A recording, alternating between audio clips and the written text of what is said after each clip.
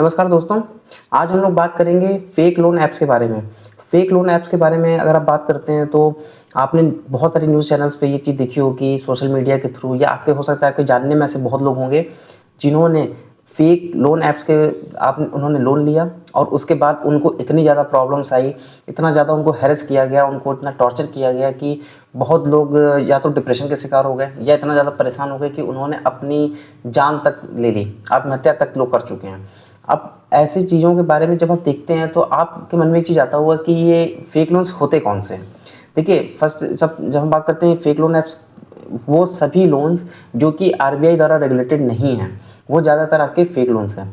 उनमें वो क्या करते हैं, ज़्यादातर ये ऑनलाइन ऑपरेट होते हैं। इनकी कोई ब्रांच नहीं होती, इनका कोई ऐसा ऑफिस नहीं होता जहाँ पे आप जा करके तुरंत सामने से देख सकें। तो ये क्या करते हैं कि ये ज़्यादातर मोबाइल के थ्रू ऑपरेट होते हैं, बहुत सारे ऐप्स बने हुए हैं।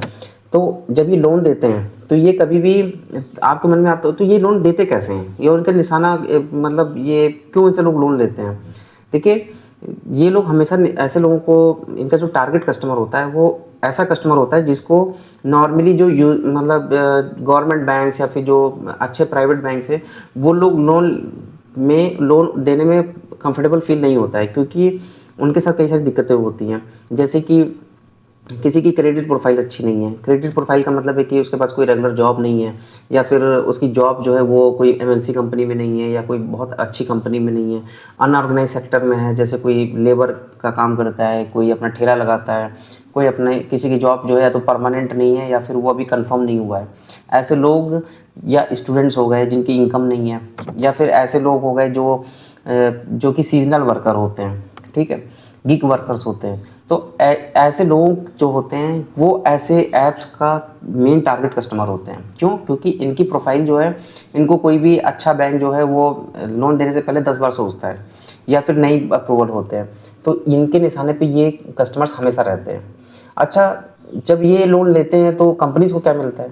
कंपनीज़ को तो समझ लीजिए कि इनकी एक तरीके से इनकी मजबूरी का, कंपनी जो ये फेक लोन ऐप्स होते हैं ये बहुत तगड़े से फ़ायदा उठाते हैं। तगड़े से फ़ायदा उठाने का मतलब ये है कि ये इन पर एक तो जब ये लोन देते हैं तो उनसे प्रोसेसिंग चार्जेस खूब अच्छे से वसूला जाता है, ज़्यादा चार्जेस होते हैं, हिडन चार्जेस बहुत ज़्यादा होते हैं। इंटरेस्ट रेट जो होता है उसकी कोई लिमिट नहीं है, क्योंकि ये कोई आरबीआई द्वारा रेगुलेट नहीं होते हैं। तो इसकी वजह से क्या होता है कि इनका इंटरेस्ट रेट बहुत ही बेतहासा हाई होता है। ये मतलब 20-25% से लेकर के ये 50, 55, 60% तक रहता है।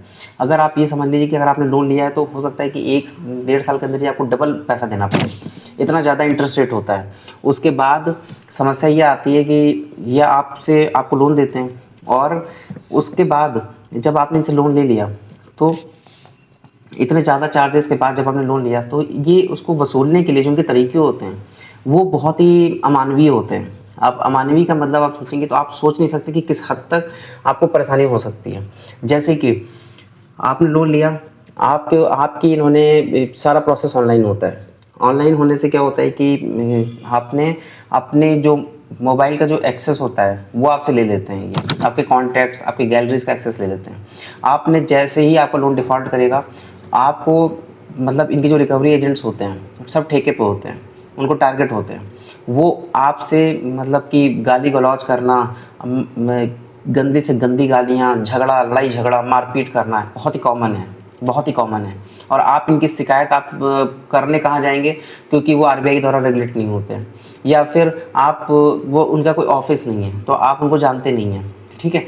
लेकिन वो आपके मोबाइल का जो एक्सेस आपने दिया था, जब आपने लोन लिया था, उस दौरान इन्होंने आपके मोबाइल को पूरी तरीके से, आपके जो कॉन्टैक्ट्स हैं वो गैलरीज़ को उन्होंने देख रखा है, उन्होंने एक्सेस कर चुके हैं। तो बाद में क्या होता है कि जब आप लोन आपका डिफ़ॉल्ट होता है तो आपके जो कॉन्टैक्ट्स होते हैं वो उनको कॉल करना शुरू कर देते हैं। उनको वो आपके बारे में बताने लगते हैं, आपकी फाइनेंशियल कंडीशन के बारे में बताने लगते हैं और उनसे भी लड़ाई झगड़ा कर लेते हैं आपके बिहाफ पे।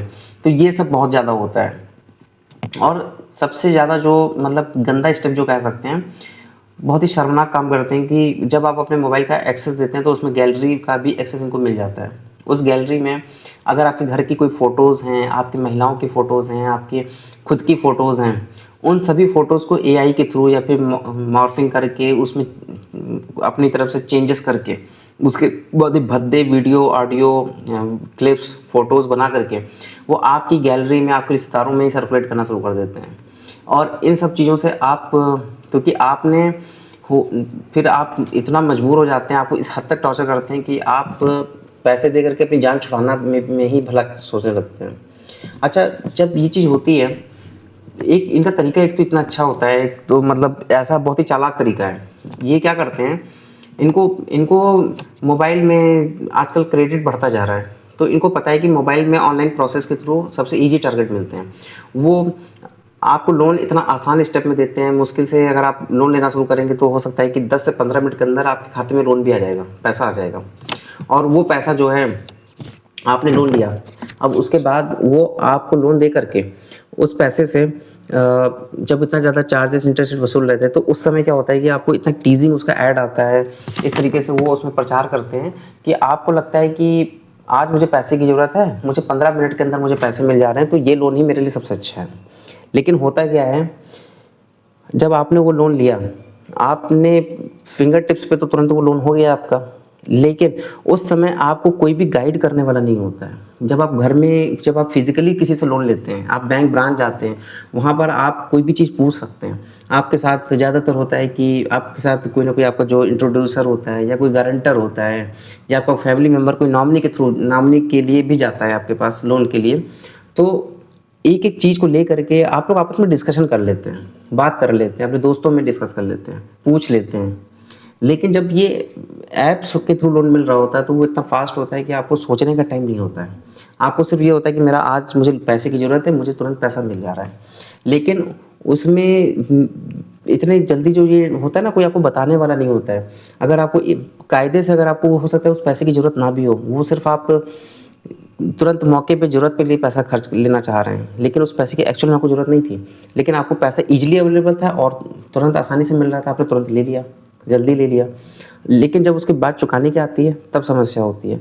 तो ये भी एक बहुत बड़ी दिक्कत है कि आपको लोन के लिए, लोन के समय आपको कोई बताने वाला नहीं है। कोई उसमें तुरंत आपको इतने सारे प्रोसेस के थ्रू जब लोन मिल रहा है तो बहुत है। अब इन लोन्स का एक जो सबसे बड़ी दिक्कत ये भी आती है कि कई बार इन लोन्स का यूज़ जो होता है वो कोई रैशनल यूज़ नहीं होता है। कई बार क्या होता है कि कोई फ्यूचर ट्रेडिंग में लगा रहा है, कोई ऑप्शन ट्रेडिंग कर रहा है, किसी ने कोई मतलब अपने आईफ़ोन खरीद रहा है, कोई कुछ खरीद रहा है, और सब चीज़ों के लिए मिला जा रहा है पैसा। उनसे ये पर्पज़ भी नहीं पूछते आपको किस चीज़ के लिए चाहिए।